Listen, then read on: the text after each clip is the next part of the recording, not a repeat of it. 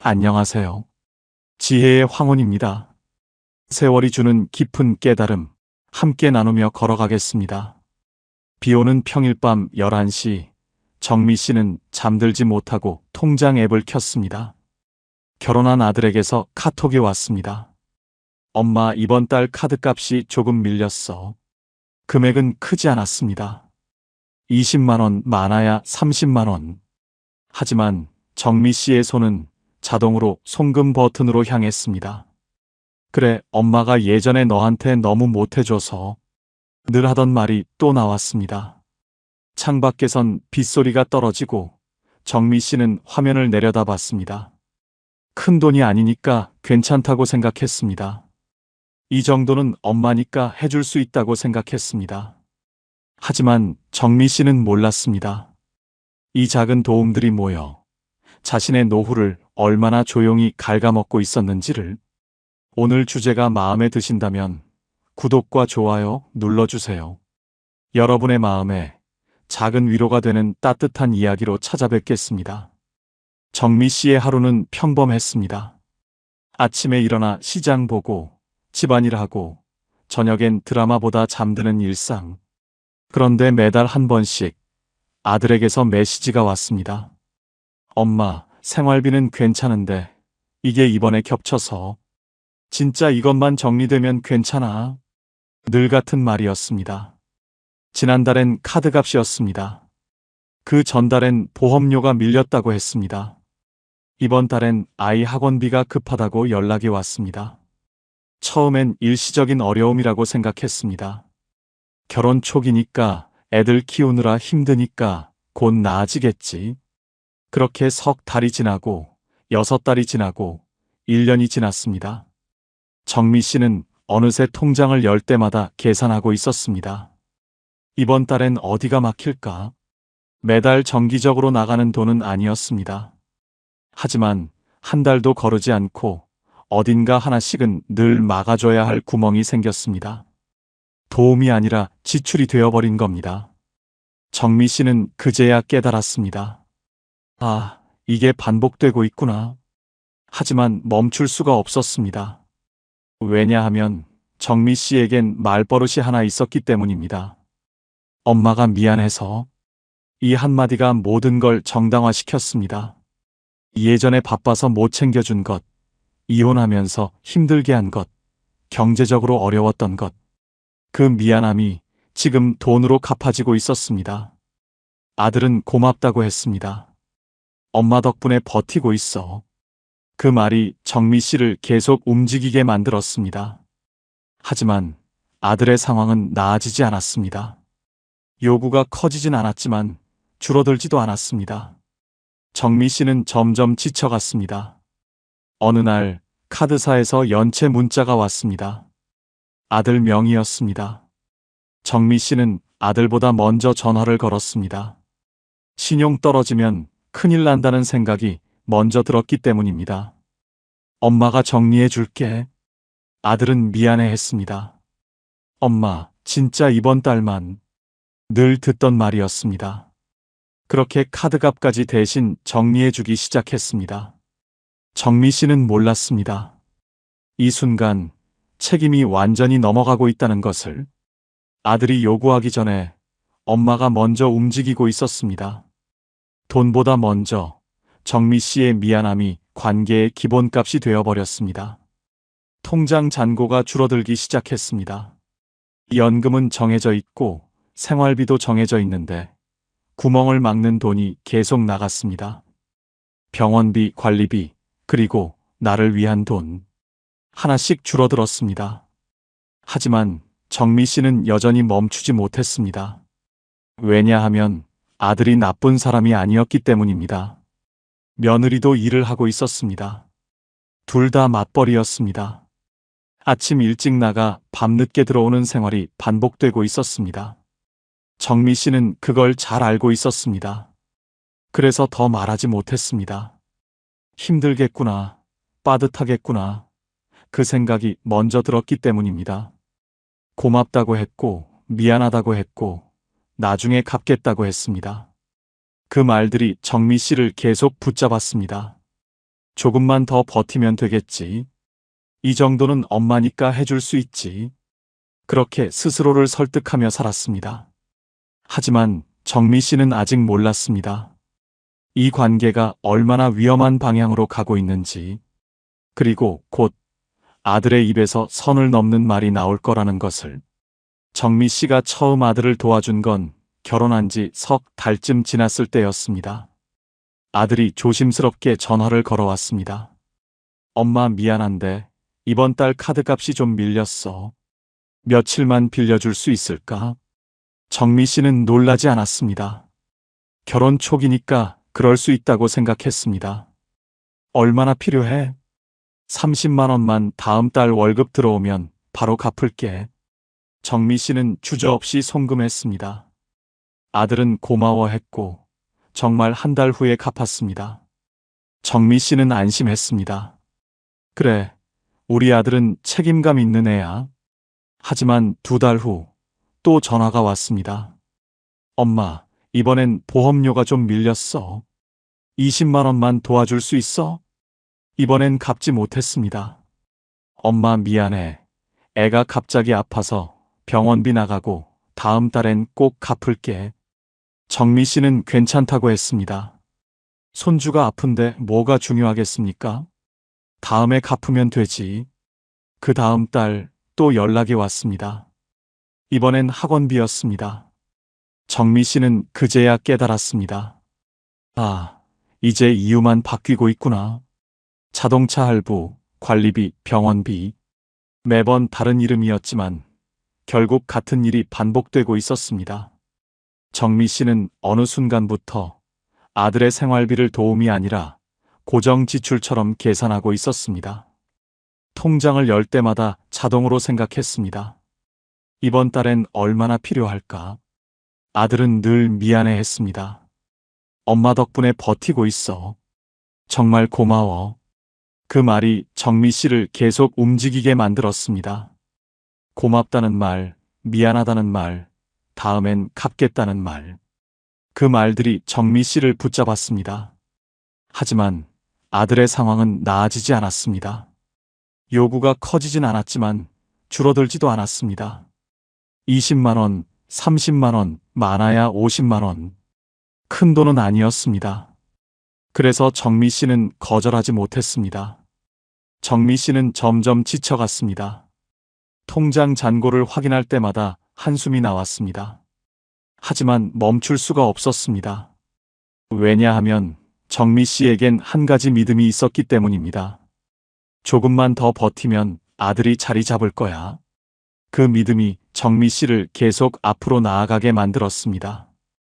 끝까지 들으시면 분명 마음이 편해지실 겁니다.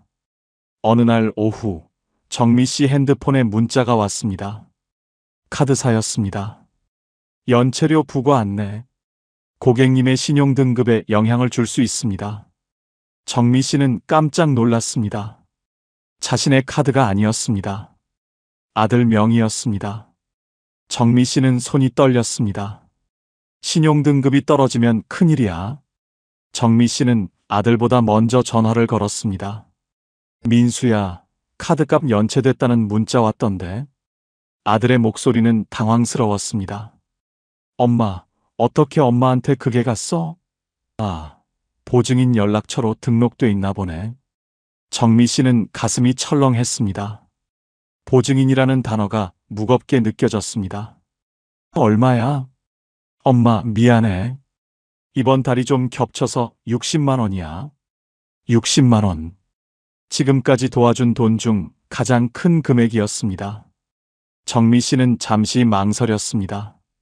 하지만 머릿속에선 이미 계산이 끝나 있었습니다. 연체되면 신용불량자 될 수도 있어. 그럼 아이들 미래는 어떻게 되는 거야? 엄마가 정리해 줄게. 엄마, 진짜 미안해. 다음 달 상여금 나오면 꼭 갚을게. 정미 씨는 알고 있었습니다. 갚지 못할 거라는 걸.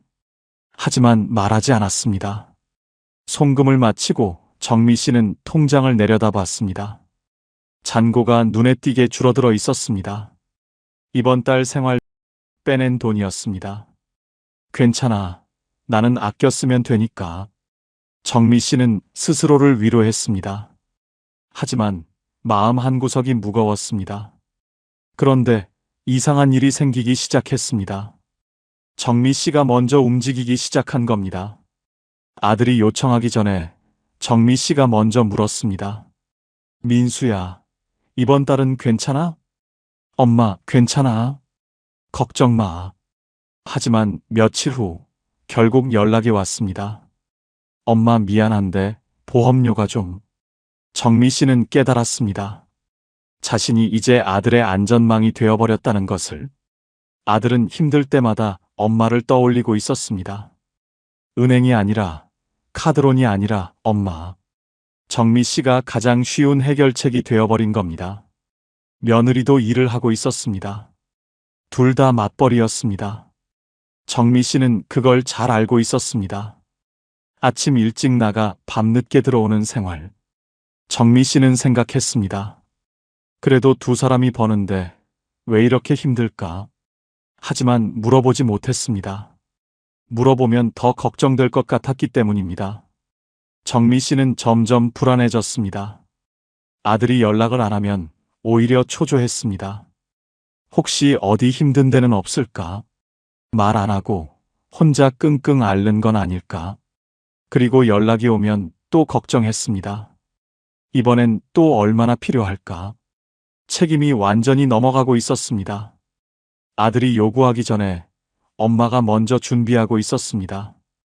돈보다 먼저 정미 씨의 미안함이 관계의 기본값이 되어버렸습니다. 정미 씨에겐 한 가지 말버릇이 있었습니다. 엄마가 미안해서. 이 말은 정미 씨가 아들에게 돈을 보낼 때마다 자동으로 나왔습니다. 엄마가 예전에 바빠서 너한테 신경 못 써줬잖아. 엄마가 이혼하면서 너를 힘들게 했잖아. 엄마가 경제적으로 여유가 없어서 내가 고생했잖아. 정미 씨는 진심으로 미안했습니다. 아들이 어렸을 때 생계 때문에 늦게까지 일했던 기억. 이혼 후 아들이 힘들어했던 모습. 대학 등록금을 대출로 해결해야 했던 순간들. 그 모든 게 정미 씨의 가슴에 빚으로 남아 있었습니다. 아들은 처음엔 괜찮다고 했습니다. 엄마, 그때 엄마가 최선을 다한 거 나도 알아. 미안해하지 마. 하지만 시간이 지나면서 조금씩 달라졌습니다. 아들도 모르게 엄마의 미안함이 당연한 것처럼 받아들여지기 시작했습니다. 정미 씨가 돈을 보내면 아들은 말했습니다. 엄마, 고마워. 엄마가 아니었으면 어쩔 뻔했어. 그 말 속엔 이제 미안함보다 의존이 더 많이 섞여 있었습니다. 정미 씨는 그걸 느꼈지만 애써 외면했습니다. 내가 예전에 못해준 게 많으니까. 이 정도는 당연한 거야. 어느 날 아들이 이렇게 말했습니다. 엄마, 나도 엄마한테 미안해. 엄마가 예전에 나한테 못해준 걸 지금이라도 이렇게 해주는 거잖아. 정미 씨는 가슴이 철렁했습니다. 그 말이 고맙게 들리지 않았습니다. 오히려 무거웠습니다. 내가 못해준 걸 지금 갚고 있다. 그 문장 속에 정미 씨의 현재가 과거의 빚으로 정의되어 있었습니다. 정미 씨는 깨닫기 시작했습니다. 미안함으로 시작한 도움이 이제는 의무가 되어버렸다는 것을. 아들은 나쁜 사람이 아니었습니다. 고맙다고 했고 미안하다고 했고 착한 아들이었습니다.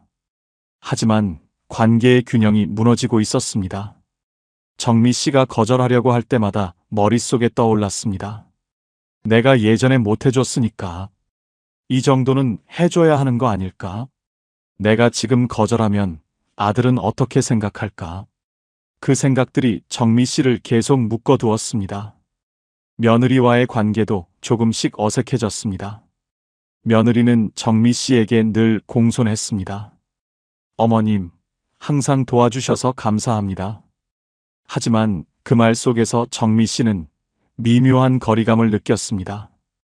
고마움인지, 당연함인지, 아니면 미안함인지. 정미 씨는 구분할 수 없었습니다.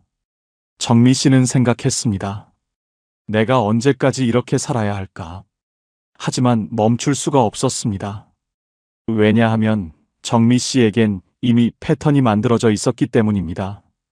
미안함, 도움, 고마움, 또 다른 요청, 미안함. 이 순환이 끝없이 반복되고 있었습니다. 정미 씨는 몰랐습니다. 미안함과 돈은 분리해야 한다는 것을. 과거의 빚을 현재의 돈으로 갚으려 하면 결국 미래까지 잃게 된다는 것을.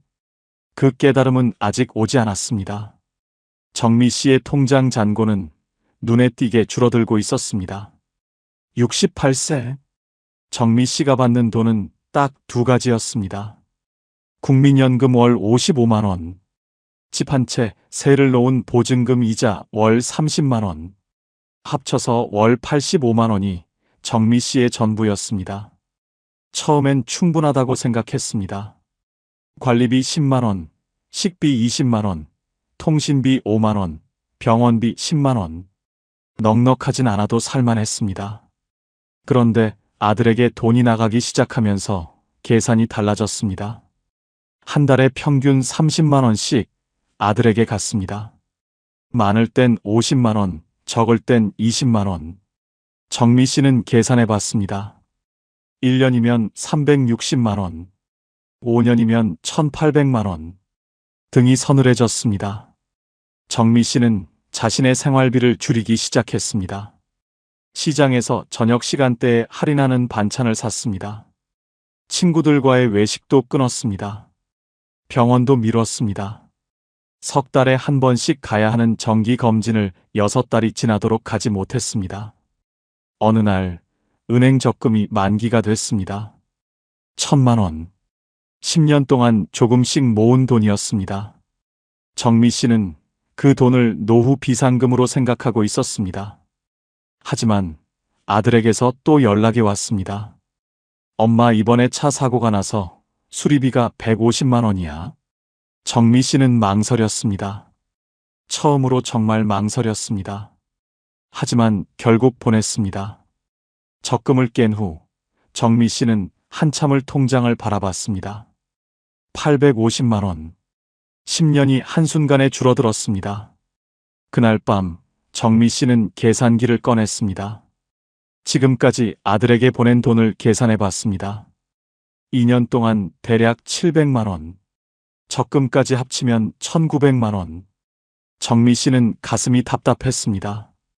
2천만 원이면 내가 몇 년을 살 수 있는 돈인데. 정미 씨는 알고 있었습니다.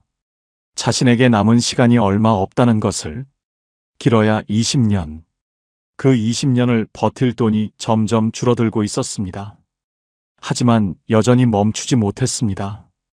그날은 추석 연휴 마지막 날이었습니다. 정미 씨는 아들 집에서 차례를 지내고 돌아오는 길이었습니다.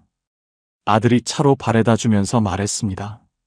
엄마, 오늘 오는 길에 ATM 기계 좀 들러도 될까? 정미 씨는 알았습니다. 또 필요하다는 뜻이라는 것을. 얼마나 필요해?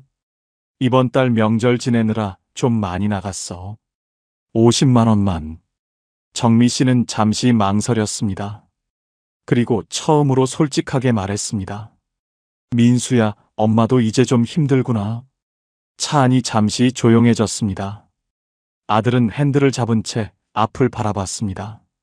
엄마 알아. 근데 우리도 진짜 힘들어. 애도 키워야 하고 집도 있고. 정미 씨는 고개를 끄덕였습니다. 그래, 알아.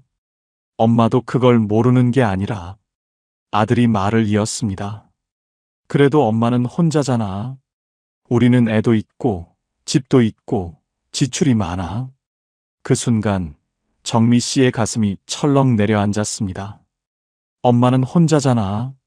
그 한마디가 정미 씨의 머릿속에서 계속 맴돌았습니다. 아들은 아기가 없었습니다. 그냥 사실을 말했을 뿐이었습니다. 맞벌이 부부의 아이 둘, 집 대출에 차 할부. 정미 씨보다 지출이 많은 건 사실이었습니다. 하지만 그 말 속에는 이런 의미가 담겨 있었습니다. 엄마는 혼자니까 돈 쓸 데가 별로 없잖아. 엄마는 나보다 여유로울 거야. 정미 씨는 아무 말도 하지 못했습니다. ATM 앞에서 50만 원을 뽑아 아들에게 건넸습니다. 고마워, 엄마. 다음 달에 꼭 갚을게. 정미 씨는 고개만 끄덕였습니다. 집으로 돌아온 정미 씨는 현관문을 닫자마자 주저앉았습니다. 눈물이 나오지 않았습니다. 화가 나지도 않았습니다. 그냥 텅 빈 기분이었습니다. 나는 혼자니까. 정미 씨는 생각했습니다. 내가 혼자인 건 맞습니다. 하지만 혼자라서 돈이 덜 드는 게 아닙니다. 혼자라서 벌 수 있는 돈도 없습니다. 혼자라서 아플 때 돌봐줄 사람도 없습니다. 혼자라서 더 두려운 겁니다. 정미 씨는 자신의 통장을 다시 들여다봤습니다. 850만 원. 10년 적금을 깨고 남은 돈. 그 돈이 정미 씨의 노후 전부였습니다. 아들은 그걸 몰랐습니다. 아니, 알려고 하지 않았습니다. 정미 씨는 그날 밤 잠을 이루지 못했습니다. 천장을 바라보며 계속 생각했습니다. 내가 지금까지 뭘 한 거지? 아들을 도운 건가 아니면 아들의 무책임을 키운 건가? 내 노후는 누가 책임지는 건가? 다음 날 아침 정미 씨는 복지관에 갔습니다. 평소 친한 박 여사님을 만났습니다. 박 여사님은 정미 씨를 보자마자 물었습니다. 정미 씨 얼굴이 왜 그래? 무슨 일 있어? 정미 씨는 한참을 망설이다가 조심스럽게 말했습니다. 아들이 명절 지내느라 힘들다고 또 돈을 달라더라고요. 박 여사님은 한숨을 쉬었습니다. 아직도? 정미 씨, 내가 전에도 말했잖아. 그건 돕는 게 아니라 끌려가는 거라고. 정미 씨는 고개를 숙였습니다. 박 여사님이 말을 이었습니다. 우리 딸도 그랬어. 처음엔 조금씩 도와줬지. 근데 끝이 없더라고. 내가 딱 잘라 말했어. 엄마도 살아야 한다고. 그랬더니 어떻게 됐어요? 처음엔 서운해했지. 근데 지금은 오히려 고마워해. 자기들이 스스로 해결하는 법을 배웠다고. 정미 씨는 가슴이 뜨거워졌습니다. 나도 그럴 수 있을까? 박 여사님이 정미 씨의 손을 잡았습니다. 정미 씨, 미안한 마음으로 돈 주면 안 돼. 그건 사랑이 아니라 빚이야. 아들한테도 정미 씨한테도. 그 말이 정미 씨의 가슴을 찔렀습니다. 정미 씨는 그제야 깨달았습니다. 자신이 지금까지 미안함으로 돈을 줬다는 것을. 그리고 그 미안함이 아들과 자신 모두를 망가뜨리고 있다는 것을. 일주일 후 복지관에서 노후 재정관리 강의가 있었습니다. 박 여사님이 정미 씨에게 같이 가자고 했습니다. 정미 씨는 처음엔 거절하려 했습니다. 이미 늦었는데 무슨 소용이야? 하지만 박 여사님이 계속 권해서 따라갔습니다. 강사는 50대 중반의 재무설계사였습니다. 오늘은 시니어 여러분들이 가장 많이 하시는 실수에 대해 말씀드리겠습니다. 정미 씨는 귀를 기울였습니다. 바로 자녀에게 무계획적으로 돈을 주는 것입니다. 그 순간 정미 씨는 가슴이 철렁했습니다. 강사가 말을 이어갔습니다. 많은 분들이 말씀하십니다. 그래도 내 자식인데 예전에 못해준 게 많아서 이해합니다. 하지만 이것만은 기억하세요. 강사는 화이트보드에 크게 썼습니다. 미안한 마음을 돈으로 갚으면 노후는 반드시 무너집니다. 정미 씨는 그 문장을 보는 순간 눈물이 핑 돌았습니다. 강사가 계속 설명했습니다. 여러분의 노후 자금은 자녀를 위한 게 아닙니다. 여러분 자신의 존엄을 지키는 방패입니다. 그 방패가 사라지면 여러분은 누군가에게 짐이 될 수밖에 없습니다. 정미 씨는 생각했습니다. 내가 지금 아들을 위한다고 했지만 결국 나중엔 아들에게 짐이 되는 거구나. 강사가 사례를 들었습니다. 70세 한 어르신이 계셨습니다. 20년 동안 자녀에게 매달 돈을 보냈습니다. 그 어르신이 병에 걸렸을 때 남은 돈이 없었습니다. 결국 자녀들이 병원비를 부담해야 했고 그때부터 관계가 틀어졌습니다. 정미 씨는 자신의 미래를 보는 것 같았습니다. 강사가 마지막으로 말했습니다. 자녀에게 물고기를 주지 말고 물고기 잡는 법을 가르치세요. 그리고 여러분 자신을 먼저 지키세요. 그게 진짜 사랑입니다. 강의가 끝나고 정미 씨는 집으로 돌아왔습니다. 책상 앞에 앉아 종이와 펜을 꺼냈습니다. 그리고 지금까지 아들에게 준 돈을 정리하기 시작했습니다. 2년 동안 700만 원, 적금 150만 원, 총 850만 원. 정미 씨는 계산을 계속했습니다.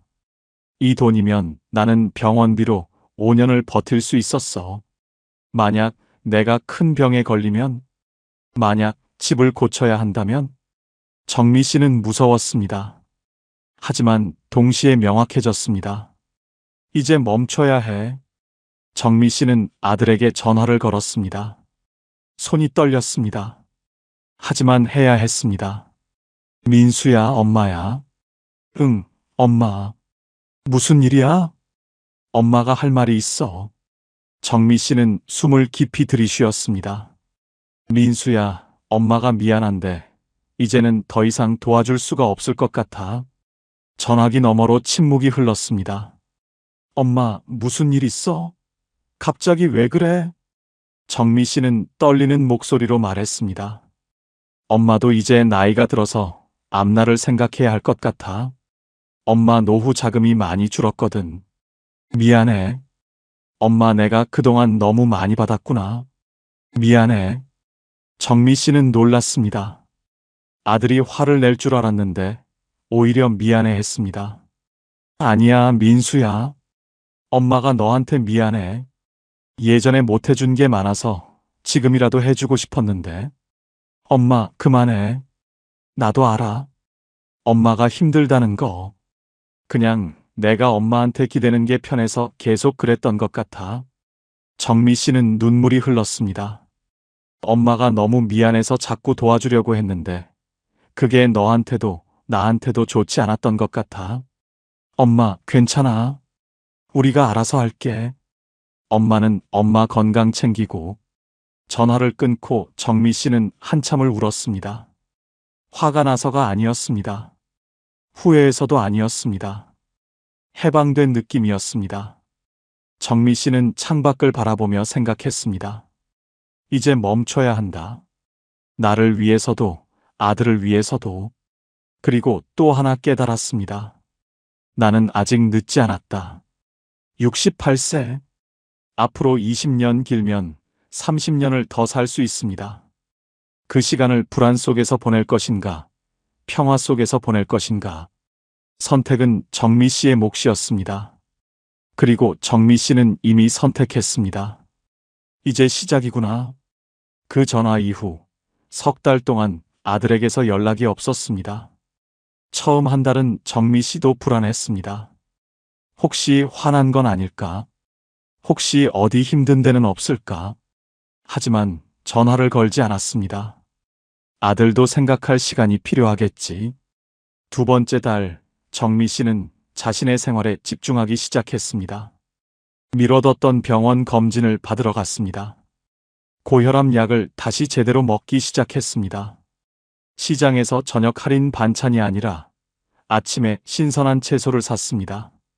친구들과 외식도 다시 시작했습니다. 박 여사님이 물었습니다. 정미 씨, 요즘 얼굴이 밝아졌네? 정미 씨는 웃었습니다. 그런가? 마음이 좀 가벼워진 것 같아요. 세 번째 달이 지났을 때 아들에게서 전화가 왔습니다. 엄마, 나 민수야.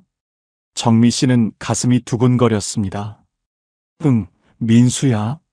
잘 지냈어? 응. 엄마, 주말에 시간 있어? 우리 집에 놀러 올래? 정미 씨는 조심스럽게 아들 집을 방문했습니다.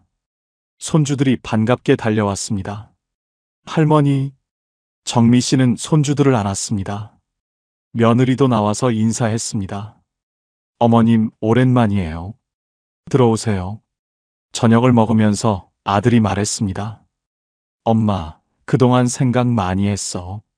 정미 씨는 젓가락을 놓았습니다.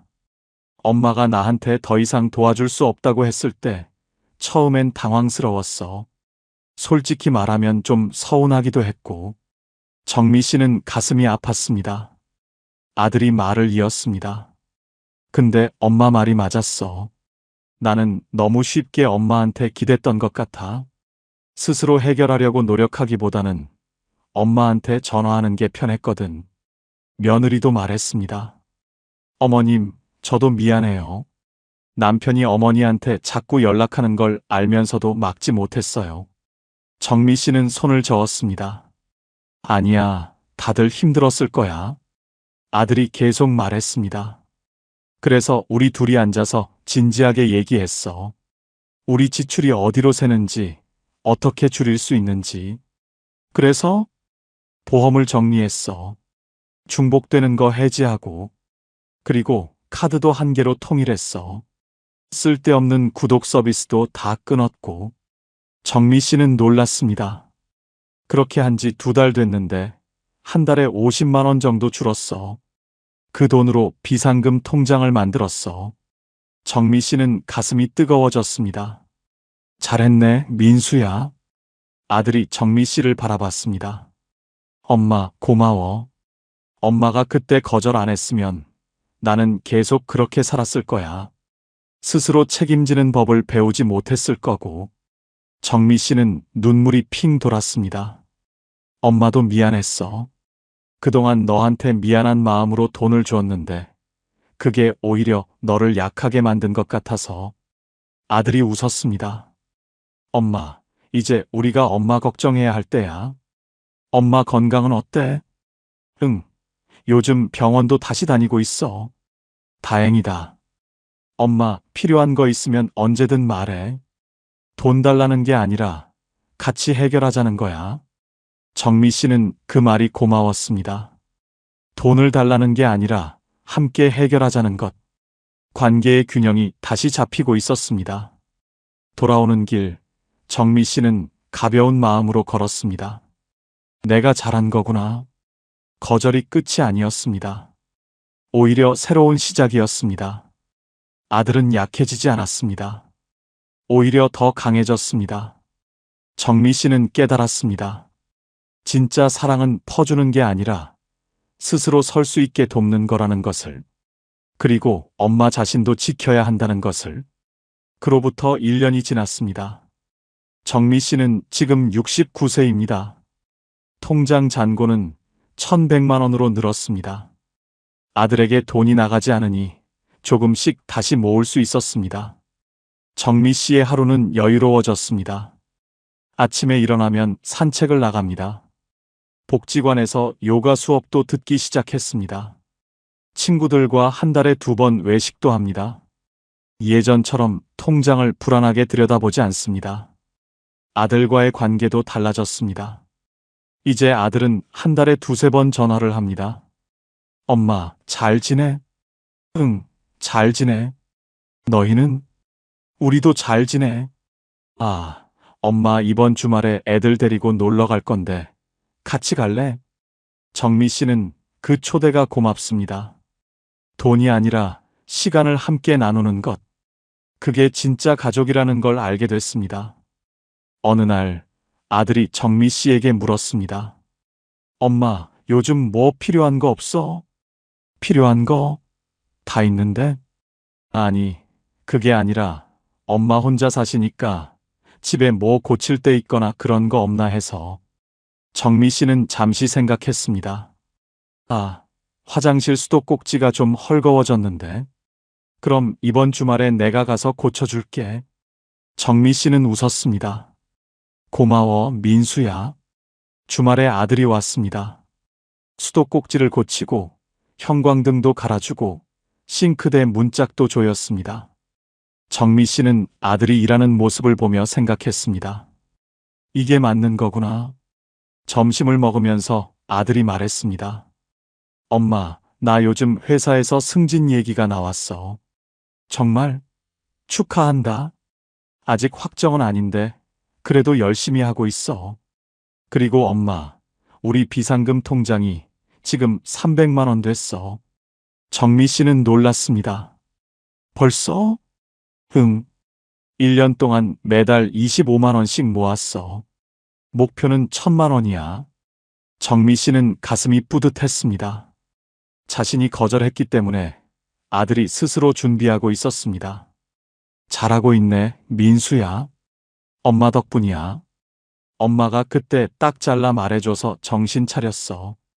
정미 씨는 생각했습니다. 유산은 돈으로만 남기는 게 아니라는 것을, 살아가는 법을 보여주는 것, 그게 진짜 유산이라는 것을. 며칠 후 복지관에서 박 여사님을 만났습니다. 정미 씨, 요즘 완전히 사람이 달라졌네. 뭐 좋은 일 있어? 정미 씨는 웃으며 말했습니다. 아들이 이제 혼자 잘하더라고요. 저도 제 생활이 생겼고요. 박 여사님이 고개를 끄덕였습니다. 그렇지. 그게 맞는 거야. 자식은 자식대로, 부모는 부모대로 살아야 하는 거야. 정미 씨는 요즘 가끔 생각합니다. 만약 그때 계속 아들에게 돈을 줬다면 어땠을까? 지금쯤 통장은 텅 비었을 겁니다. 아들은 여전히 엄마에게 의존했을 겁니다. 그리고 정미 씨는 불안과 후회 속에서 살았을 겁니다. 하지만 지금은 다릅니다. 정미 씨는 자신의 노후를 지키고 있습니다. 아들은 스스로 책임지는 법을 배웠습니다. 관계는 더 건강해졌습니다. 정미 씨는 이제 알고 있습니다. 유산은 한 번에 주는 게 아니라 천천히 삶으로 보여주는 거라는 것을. 돈보다 더 중요한 건 스스로 살아가는 힘을 주는 거라는 것을. 그리고 부모가 행복해야 자식도 행복하다는 것을. 정미 씨는 오늘도 평범한 하루를 살아갑니다. 하지만 그 평범함 속에 평화가 있습니다. 불안이 아니라 안정이 있습니다. 후회가 아니라 만족이 있습니다. 정미 씨는 창밖을 바라보며 생각했습니다. 나도 나를 위해 살 자격이 있구나. 여러분, 지금 정미 씨의 이야기를 들으시면서 어떤 생각이 드셨나요? 혹시 지금 같은 상황에 계신 분들이 있으실 겁니다. 자녀에게 돈을 주면서도 불안하고 거절하고 싶지만 미안해서 못하고 계신 분들. 정미 씨가 여러분께 전하고 싶은 말이 있습니다. 유산은 한 번에 주는 돈이 아니라 천천히 보여주는 삶의 태도입니다. 돈으로 미안함을 갚으려 하지 마세요. 과거에 못해준 게 많다고 해서 지금 여러분의 노후를 포기할 이유는 없습니다. 오히려 그 미안함이 자녀를 약하게 만들고 여러분을 더 힘들게 만듭니다. 자녀가 힘들 때 무조건 돈으로 해결해주면 자녀는 스스로 해결하는 법을 배우지 못합니다. 정미 씨의 아들처럼 때로는 거절이 자녀를 성장시킵니다. 거절은 사랑이 없어서가 아닙니다. 진짜 사랑이기 때문입니다. 그렇다면 어떻게 해야 할까요? 정미 씨의 경험을 바탕으로 몇 가지 말씀드리겠습니다. 첫째, 자녀에게 도움을 줄 때는 기간과 한도를 정하세요. 이번 달만, 다음 달만 이렇게 흐지부지하면 끝이 없습니다. 석 달 동안 매달 20만 원까지만 도와줄게. 그 이후엔 내가 알아서 해야 해. 이렇게 명확하게 선을 그으세요. 둘째, 카드 연체나 대출 보증은 절대 정리해주지 마세요. 그 순간 책임이 완전히 부모에게 넘어갑니다. 자녀가 스스로 해결하도록 내버려 두세요. 신용이 떨어지는 게 두렵겠지만 그게 자녀가 배우는 과정입니다. 셋째, 미안하다는 말을 줄이세요. 예전에 못해준 것, 이혼한 것, 경제적으로 어려웠던 것, 그 모든 게 여러분 잘못이 아닙니다. 그때 최선을 다했다면 그걸로 충분합니다. 미안함을 돈으로 갚으려 하지 마세요. 넷째, 여러분의 생활비는 절대 줄이지 마세요. 자녀를 위해 병원을 미루고 식비를 줄이고 외출을 포기하면 안 됩니다. 여러분이 건강해야 자녀에게 짐이 되지 않습니다. 여러분이 행복해야 자녀도 편안합니다. 다섯째, 여러분의 노후 자금을 명확히 지키세요. 적금, 예금, 연금. 그 돈은 여러분의 존엄을 지키는 방패입니다. 자녀에게 주는 순간 여러분은 나중에 자녀에게 의존할 수밖에 없습니다. 정미 씨는 지금 행복합니다. 통장 잔고는 많지 않지만 마음은 가볍습니다. 아들과의 관계는 더 건강해졌습니다. 무엇보다 정미 씨는 자신을 지켰습니다. 여러분도 할 수 있습니다. 지금 당장은 어렵고 두렵겠지만 시작하면 달라집니다. 처음 거절할 때는 가슴이 아플 겁니다. 하지만 그 거절이 여러분과 자녀 모두를 살립니다. 기억하세요. 유산은 돈이 아니라 태도입니다. 스스로 책임지는 법, 어려움을 견디는 법, 해결하는 법. 그걸 보여주는 게 진짜 유산입니다. 그리고 무엇보다 중요한 것. 여러분도 여러분 자신을 위해 살 자격이 있습니다. 자녀를 위해 모든 걸 희생할 필요는 없습니다. 여러분이 행복해야 자녀도 행복합니다. 오늘 이야기가 여러분의 마음에 작은 위로가 되었기를 바랍니다. 혹시 비슷한 경험이 있으시거나 지금 고민 중이시라면 댓글로 나눠주세요. 여러분의 이야기를 듣고 싶습니다. 구독과 좋아요로 함께 해주시고 오늘도 행복한 하루 되세요. 지혜의 황혼이었습니다.